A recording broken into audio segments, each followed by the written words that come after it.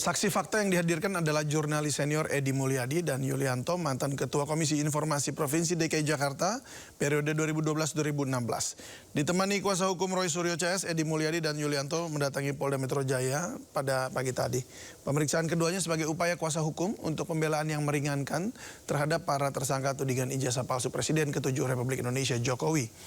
Kedua saksi memberikan keterangan yang berkaitan dengan upaya tim untuk mencari informasi dan melakukan penelitian terhadap data-data yang dianggap penting untuk keabsahan ijazah Presiden ke-7 RI Joko Widodo.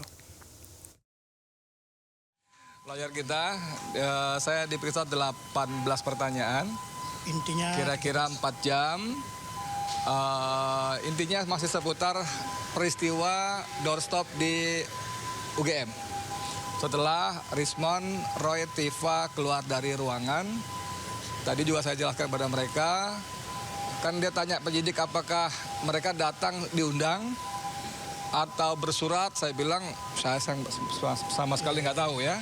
Kita tahu datangnya untuk meliput, kita tahu, dia tanyakan dari mana taunya, dari medsos, dari berita-berita bahwa mereka akan datang ke UGM, yang kita datang juga ngeliput. Terus apa yang dikatakan mereka bertiga, saya jelaskan bahwa Rismon keluar lebih awal dan langsung dikeroyok begini, lebih banyak lagi.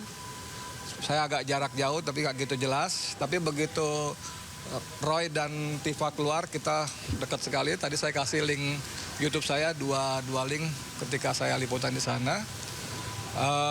Intinya memang mereka kecewa.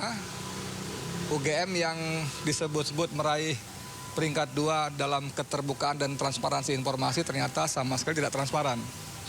Karena sebelumnya mereka tanda kutip dijanjikan akan dibuka 24 atau 34 jenis dokumen. Tapi sampai menjelang pertemuan selesai yang intensitasnya meninggi, itu tidak. Kemarin Bonatua Silalahi akhirnya menerima salinan ijazah Presiden ke-7 Republik Indonesia Joko Widodo tanpa sensor usai KIP mengabulkan seluruh permohonannya. Gembira dan puas, inilah yang tampak di wajah Bonatua Silalahi usai menerima salinan ijazah Jokowi dari Komisi Pemilihan Umum Republik Indonesia. Seperti yang terlihat, tidak ada lagi elemen yang ditutupi dalam dokumen yang digunakan Jokowi untuk pencalonan Presiden Republik Indonesia periode 2014, 2019, dan 2019-2024. Usai menerima dokumen tersebut, Bonatua memutuskan untuk membagikannya ke publik untuk diteliti dan sebagai alat diskusi. Sebagai orang yang punya tanggung jawab moral, ya, saya memutuskan membagikan ini di media sosial saya. Ya, bisa dicek di media sosial saya. Artinya kalau kalian mau meneliti, jangan pakai teliti yang dibikin orang lain. Ya. Takut saya nanti karena ada kebencian, tiba-tiba foto dirubah jadi apa gitu kan? Ya. Tanda tangan dirubah jadi apa sehingga kawan-kawan terjebak pada fitnah karena meneliti sampel yang tidak sekunder. Ini kan sekunder ya. Seperti itu. Jadi nanti silakan mungkin nanti malam saya akan upload ini. Nah, mari kita berdiskusi seluruh Indonesia. Kita jadikan ini diskursus publik. Semua kita dari sini mari berbicara dengan gaya peneliti, tapi jangan sembarangan tuduh. Seperti itu. Kita hari ini sangat berbahagia ya bahwa barang yang kita nantikan, barang yang kita sudah minta selama berbulan-bulan, bahkan dengan lelah, keluar waktu, tenaga, dan segala macam, kita minta ke Komisi Informasi, akhirnya hari ini dibuka.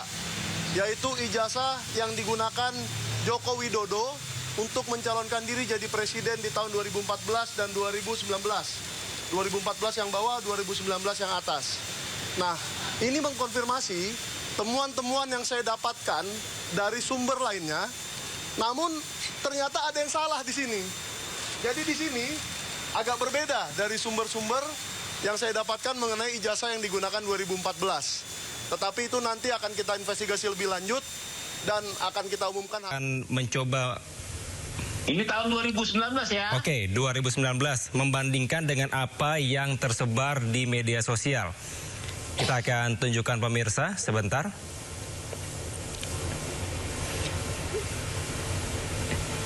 Sebentar, ini sebelah kiri pemirsa, ini adalah salinan ijazah yang diterima oleh Bang Bonatua Silalahi dari KPU. Ini fotokopian ya, karena ini salinan, dan sebelah kanan ini ijazah yang tersebar di media sosial. Tadi disampaikan bahwa dari Bang Bonatua dan juga Bang Andi Aswan ini ada opininya masing-masing, pendapatnya masing-masing. Namun kita juga bisa sama-sama saksikan pemirsa, apakah sama yang diterima dari Bang Bonatua dari KPU dan juga yang ada tersebar di media sosial. Baik, terima kasih Bang Bonatua. Mohon maaf. Kevin. Oh ya, silakan Bang, singkat saja. Ini yang 2014 mungkin ini sama Ya, juga. jadi kalau kita lihat tadi ya sama, coba kita lihat dari logonya itu juga segi 5 ya, bukan bulat ya, segi 5 ya. Dan itu hanya bedanya cuma ada legalisir aja sama cap merah di atas. Ya, terkait hal ini Roy Suryo CS akan mengajukan Bonatua Silalahi sebagai ahli dalam kasus tuduhan ijazah palsu Jokowi.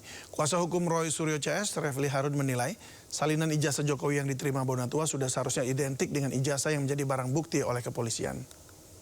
Jadi kebetulan kemarin kita melakukan rapat konsolidasi untuk saksi dan ahli, dan insya Allah Bonatua adalah salah satu ahli yang ingin kita ajukan.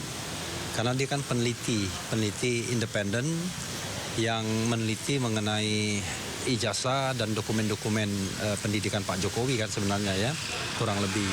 Dan dia untuk mendapatkan salinan dokumen yang tanpa sensor itu perlu menempuh upaya yang luar biasa kan, menggugat ke KIP, Komisi Informasi Pusat, sampai bahkan ke Mahkamah Konstitusi segala. Walaupun di Mahkamah Konstitusi bukan ditolak ya, tetapi di NO karena dianggap tidak punya legal standing. Kalau kita bicara salinan yang resmi itu berarti mirroring.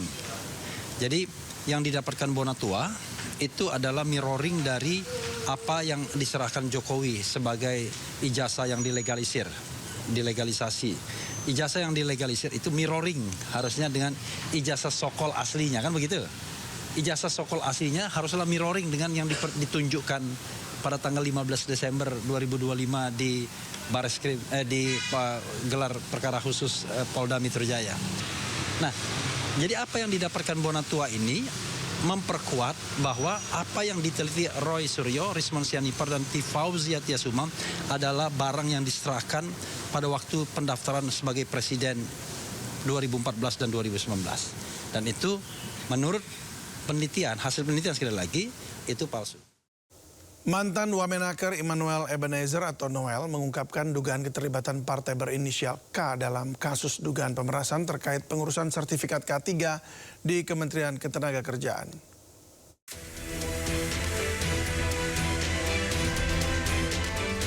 Ex-Wakil Menteri Ketenagakerjaan Immanuel Ebenezer atau Noel kembali berbicara soal partai politik yang terlibat dalam perkara dugaan korupsi pemerasan sertifikasi keselamatan dan kesehatan kerja K3 di lingkungan Kementerian Ketenagakerjaan. Menurut Noel, partai terlibat itu memiliki huruf K dan memiliki 3 huruf. Hal itu disampaikan Noel sebelum menjalani persidangan di Pengadilan Tipikor pada Senin pagi. Namun Noel tidak merinci apakah 3 huruf itu menandakan singkatan partai. Ia juga enggan memberikan clue terkait warna yang identik dengan parpol tersebut. Partai saya kerucutkan ya, kemarin kan K, sekarang 3 huruf. Oke, untuk sementara itu dulu. Singkatan Bang, 3 huruf. Oh, udahlah, nanti kawan-kawan tahu lah. Warnanya dua warna-warna. Jangan kasih orang lagi, nanti semakin nanti dulu. Ikutin terus. Ikutin terus sebelah kan. Di fakta persidangan kan sudah ada tuh, semua mulai keluar tuh keterangan saksi. Bukan saya yang menyampaikan ya, tapi fakta persidangan jaksa, lantas saksi-saksi yang menyampaikan, bukan saya. Gitu. Hijau ya Bang? Saya nggak mau ngasih warnanya. Hijau apa oranye Bang? Nggak mau ngasih tahu juga warnanya. Bu Ida Fauzia. Jangan ya, bukan saya yang nyebut. Sidang dan saksi dan Pak Jaksa, bukan saya ya. Terkait inisial partai K itu udah saya sampaikan tadi tuh. Semakin mengerucut 3 huruf, ya, oke? Warnanya Bang, warna hijau Bang. Saya nggak mau nyebut warnanya dulu. Noel menyebut keterlibatan partai itu berkaitan dengan aliran dana. Ia hanya meminta publik untuk mencari latar belakang dari seorang sosok menteri yang dipanggil Bu. Dari Jakarta, tim Liputan iNews melaporkan.